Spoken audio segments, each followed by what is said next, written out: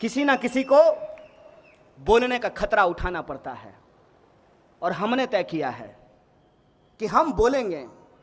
हम इसलिए बोलेंगे कि बोलने का अधिकार किसी भाजपा या नरेंद्र मोदी की गिरवी नहीं है, या डॉक्टर बाबा साहब भीमराव अंबेडकर का दिया हुआ अधिकार है।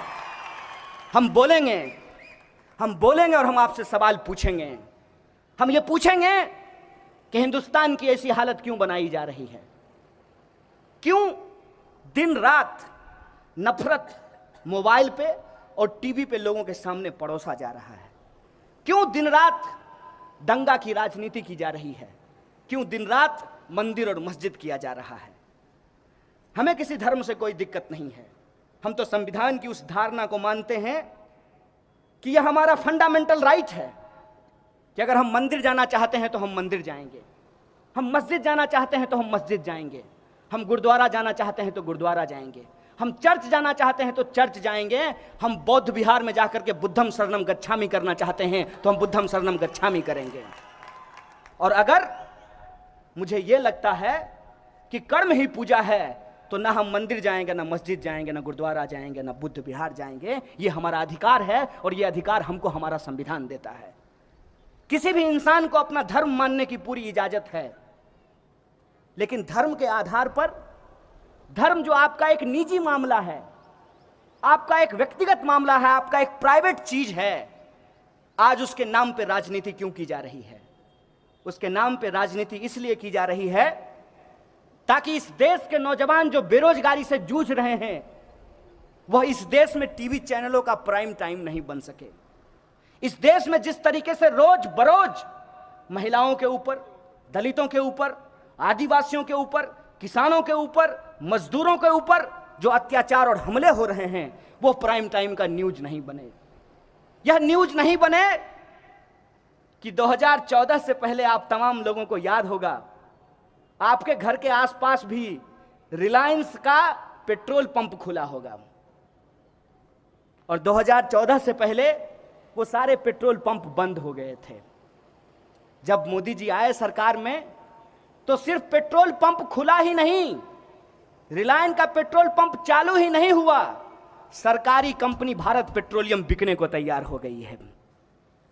इस बात को सोचिए कि जब आप के दिमाग में दंगा भरा जा रहा होता है, जब आपके दिमाग में हिंदू और मुसलमान भरा जा रहा होता है, जब आपके दिमाग में नफरत ठूसा जा रहा होता है, ठीक उसी वक्त जो आपका बुनियादी अधिकार है, पढ़ने का अधिकार, इलाज पाने का अधिकार, यहां से वहां जाने का अधिकार, आत्मसम्मान से, सेल्फ रेस्पेक्ट से अपनी जिंदगी जीने का अधिकार, वो आपसे छीना जा रहा होता है। वो ये नहीं बता सकते हैं कि इकोनॉमी नीचे क्यों जा रही है, वो ये नहीं बता सकते हैं कि इस देश में एक साल में 5 लाख इंजीनियर पैदा होते हैं और 1,50,000 लोगों को भी नौकरी नहीं मिलती है।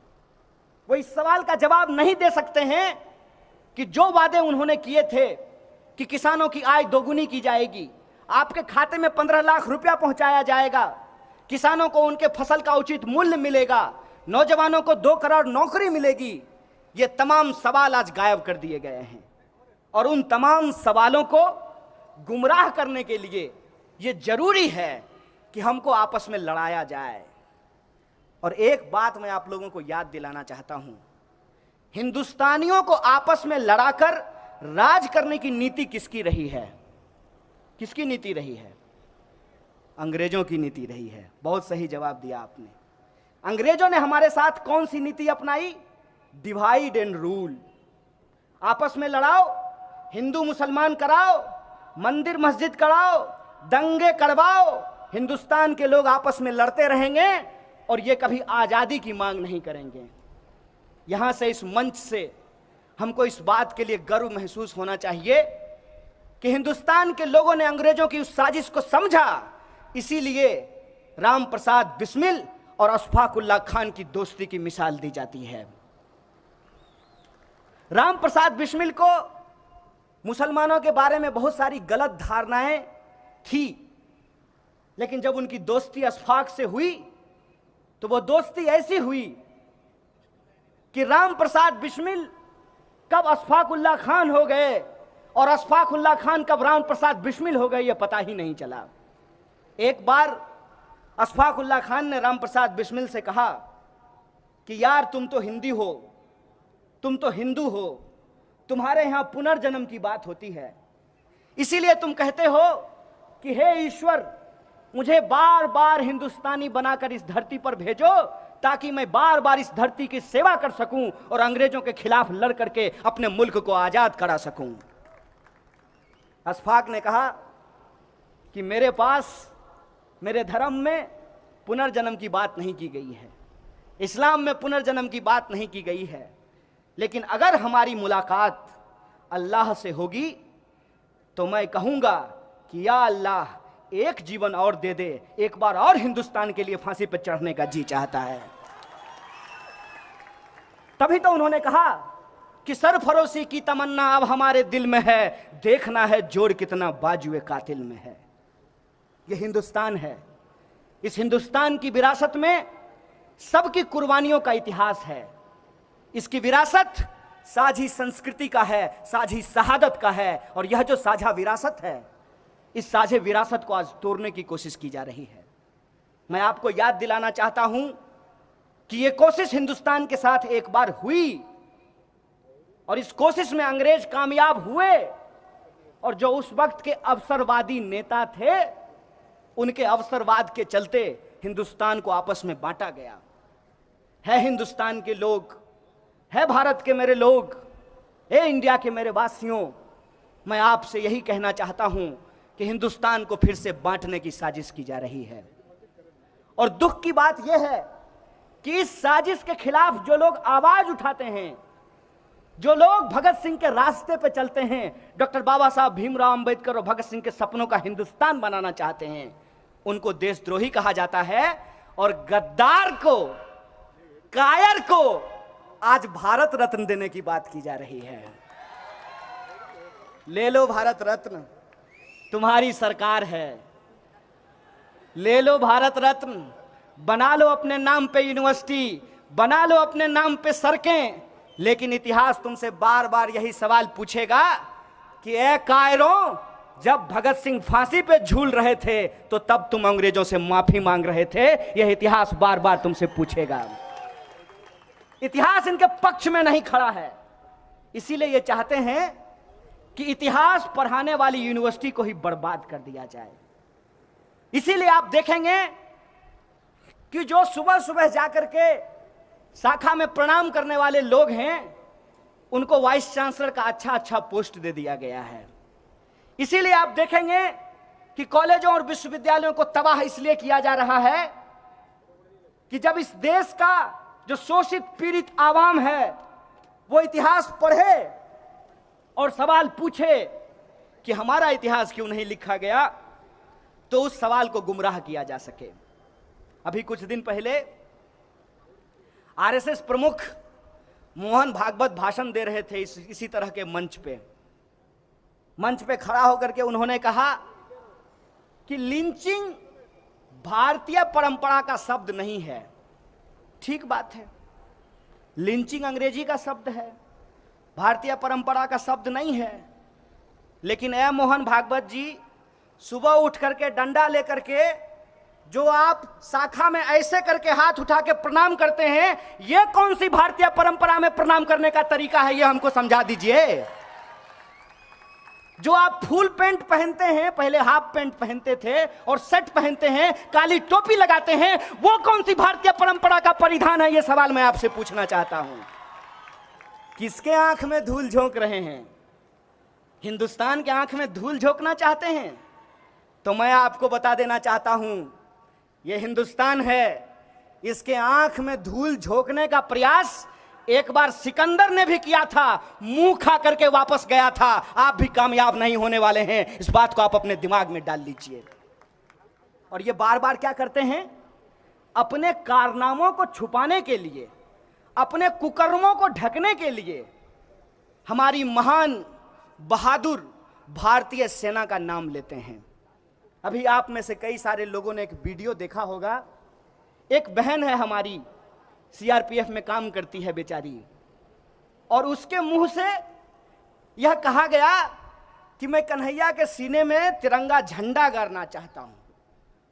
कोई जाए और कन्हैया के सीने में तिरंगा झंडा गाड़ दे, मेरे सीने पे अगर इस देश की आन बान शान तिरंगा अगर गाड़ा जाएगा तो इससे ज्यादा गर्व की कोई बात नहीं हो सकती है। मैं खुशी खुशी इसको स्वीकार करूंगा। लेकिन बहन, ये बताओ, मैं तुमको तुम्हारे इस बात के लिए जिम्मेदार नहीं मानता हूं। ना मुझे तुमसे कोई शिकवा है, ना शिकायत है। मैं सिर्फ और सिर्फ तुमको तुम्हारी सेवा के लिए धन्यवाद करना चाहता हूं। लेकिन तुम जिस युग में रहती हो, यह युग सूचना का युग है। कहते हैं कि इन्फॉर्मेशन का टाइम है। दुर्भाग्य की बात यह है कि तुम्हारे पास इन्फॉर्मेशन नहीं, मिस इन्फॉर्मेशन पहुंचा है। अगर इन्फॉर्मेशन पहुंचा होता तो तुमको पता होता मेरी बहन कि जिस सीआरपीएफ में तुम काम करते हो, उसी सीआरपीएफ में काम करते हुए मेरा एक भाई वीर गति को प्राप्त हुआ था, उसको शहादत हुई थी। तुम हमारे खिलाफ नहीं बोलती, तुम हमारे साथ आकर के खड़ा होती। तुम सिर्फ हमारे साथ आकर के नहीं खड़ा होती, तुम तेज बहादुर यादव के साथ भी जाकर के खड़ा होती, जिसने कहा कि हमको अच्छा खाना नहीं मिलता है, और यह बात बोलने के चलते उसको उसकी नौकरी से बर्खास्त कर दिया गया। यह इस देश की हकीकत बनती जा रही है कि जो लोग सच बोलने की कोशिश कर रहे हैं उनको एंटी नेशनल बताया जा रहा है। लेकिन इनके लिए सबसे ज्यादा तकलीफ की बात यह है कि जिस यूनिवर्सिटी को एंटी नेशनल बताते हैं उसको नोबेल मिल जाता है, जिस चैनल को एंटी नेशनल बताते हैं, जिस पत्रकार को एंटी नेशनल बनाते हैं, उसको मैग्सेसे पुरस्कार मिल जाता है। सच की बात को, सच की आवाज को कोई नहीं छुपा सकता है।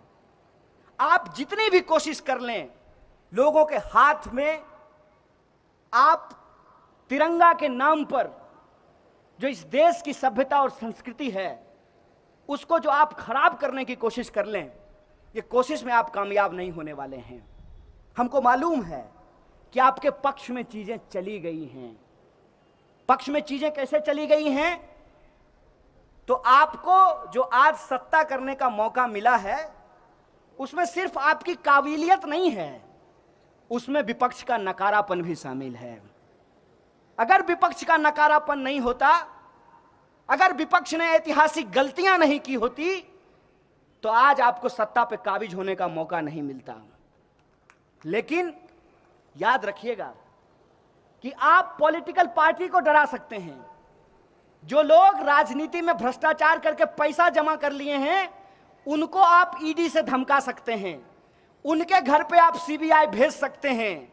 लेकिन हम तो कबीर को मानने वाले लोग हैं।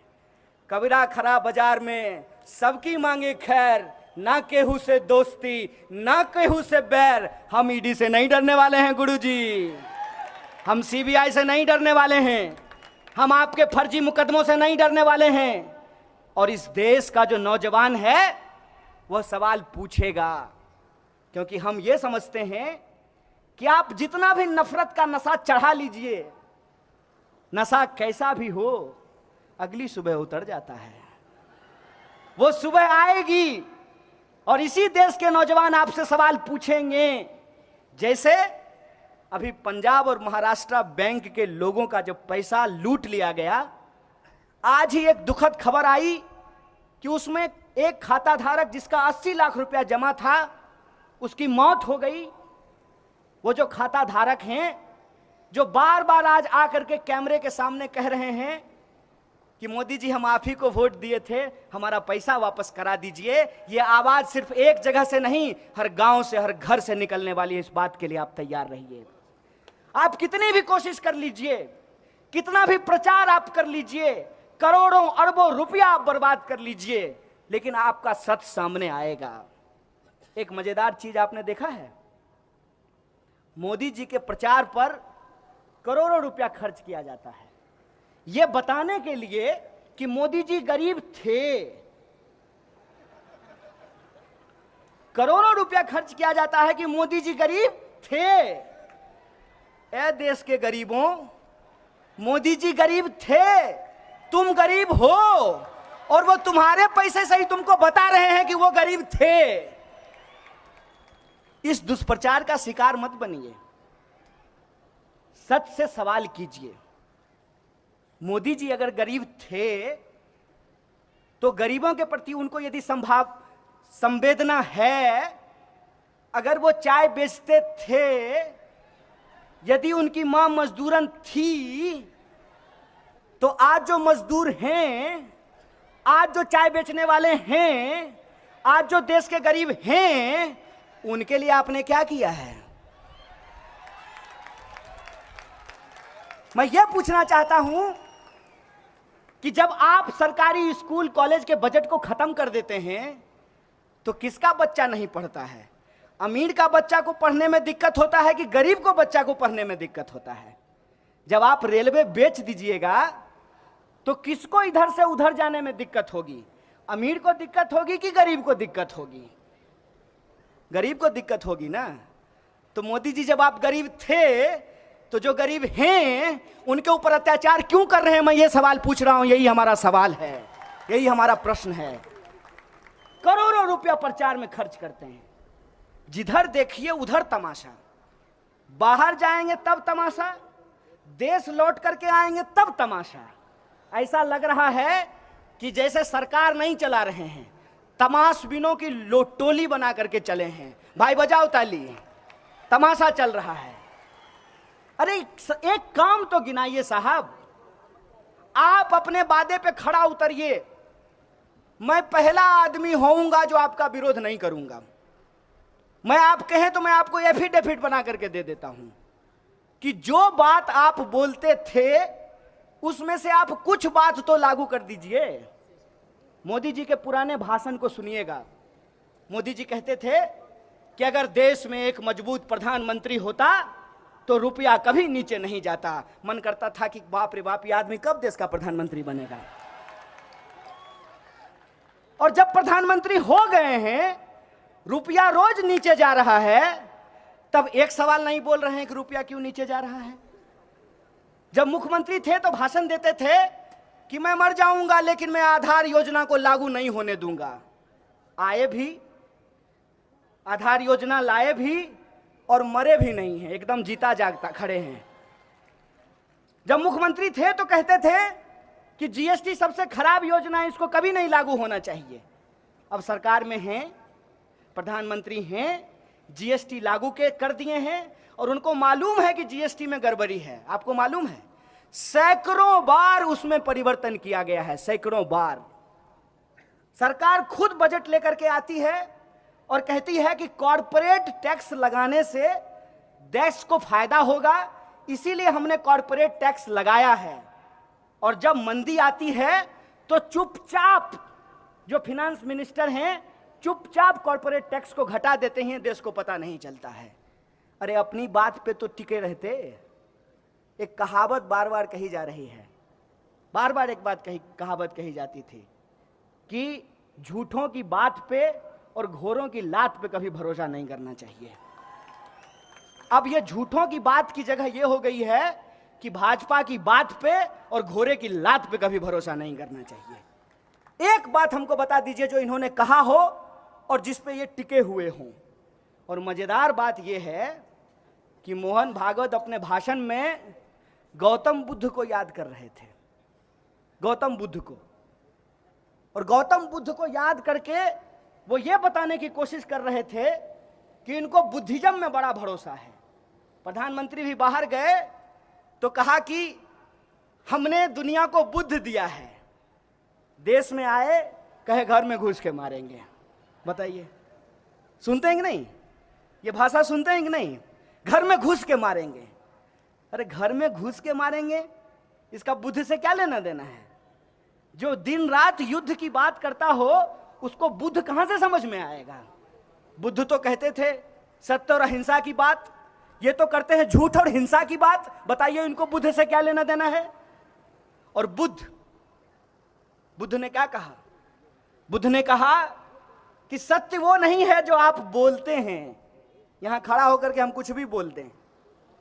सत्य वो है जो हम करते हैं, और इनके करने और बोलने में जमीन आसमान का फर्क है। बोलने के लिए तो ये भी कह दें कि महात्मा गांधी राष्ट्रपिता थे, बोलने के लिए तो ये भी करें कि जो है महात्मा गांधी को महान साबित कर दें, लेकिन अपनी शाखाओं में लोगों को सिखाते हैं कि महात्मा गांधी बहुत खराब आदमी था और गोडसे की पूजा करते हैं। तो इनकी कथनी और पानी सरकार को पिलाना है,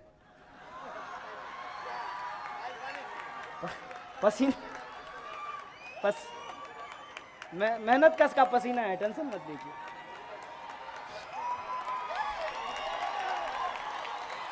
मैंने कौन सा हम लोग जो है मतलब एयर कंडीशन में पैदा हुए हैं कि पसीना नहीं निकलेगा। खेत खलिहान के आदमी है, पसीना निकलेगा, इसमें क्या दिक्कत है, निकलने दीजिए पसीना। हम लोगों का जो भी है सब सामने है। कहते हैं प्रत्यक्षम किम प्रमाणम, प्रत्यक्ष को प्रमाण का कोई जरूरत नहीं होता है। तो हम लोग सब सामने है, जो बात है सो है, इसमें छुपाने करने की कोई बात है नहीं। तो कथनी और करनी में इनका जमीन आसमान का फर्क है। जैसे आप एक चीज महसूस करते होंगे कि आज जो सच है उस सच को छुपाने के लिए एक झूठ का आडंबर रचा जा रहा है, बहुत बड़ा आडंबर रचा जा रहा है झूठ का। सवाल यह है कि यह झूठ का आडंबर क्यों रचा जा रहा है। झूठ का आडंबर इसलिए रचा जा रहा है कि हर चुनाव में जब चुनाव आए तो बात इस पे नहीं हो कि कौन अच्छा है, बात इस पे हो मोदी नहीं तो कौन। आपने देखा होगा 2019 के चुनाव के वक्त भाजपा के लोगों के पास एक भी सवाल का जवाब नहीं था। किसी भी पान की दुकान पे खड़ा होकर के आप उससे पूछते कि यार सब बात तो ठीक है, लेकिन ये बताओ किसी के खाते में 15 लाख रुपया नहीं आया, 2 करोड़ नौकरी नहीं पैदा हुई, किसानों की आमदनी दोगुनी नहीं हुई, महिलाओं पे अत्याचार नहीं रुका, महंगाई कम नहीं हुई, भ्रष्टाचार कम नहीं हुआ, तो क्या तुमको ये बात ठीक लगती है? तो भाजपा के कार्यकर्ता का जवाब होता था कि देखो तुम्हारी सब बात ठीक है, लेकिन मोदी नहीं तो कौन। यही जवाब होता था ना। और अभी भी देश में क्या जवाब है? ठीक है, सरकार कोई काम नहीं कर रही है, मोदी नहीं तो कौन, यही पूछा जाता है ना। ये अपने आप तैयार नहीं हुआ है, इसको तैयार करने के लिए पैसा खर्च किया गया है, इन्वेस्टमेंट हुआ है। और इन्वेस्टमेंट कैसे होता है ये मैं बताता हूं। सिनेमा आप लोग देखते होंगे, हैं?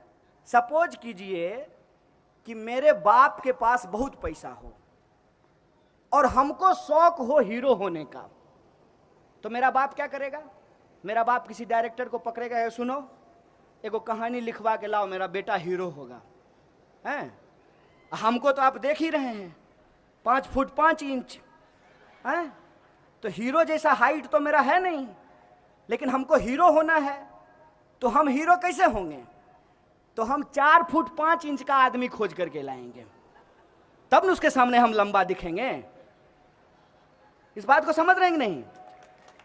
कोई भी आप हिंदी सिनेमा का गाना देखिएगा, हीरोइन जैसी हो उससे ज्यादा खोज करके महिला को लाया जाता है। खराब मैं नहीं बोल रहा हूं, मैं खराब किसी को नहीं मानता हूं, लेकिन उससे तुलना में देखने में वो अच्छी ना लगे और थोड़ा उसमें मेकअप, पाउडर, लिपस्टिक ये सब भी लगाया जाता है। और बेचारी अपना पीछे में ऐसे ऐसे कर रही है, तो सारे दर्शक का नजर किस पे रहता है? हीरो पे नहीं, हीरोइन पे नजर रहता है। अब पीछे में जो 20-25 को नाच रहा है उसको कोई नहीं देखता है, उसको 200 रुपया दे करके बुला लिया, उसको कोई नहीं देख रहा है। अब टीवी पे अगर दिन रात आपको मोदी मोदी चलेगा तो आपके दिमाग में क्या लगेगा?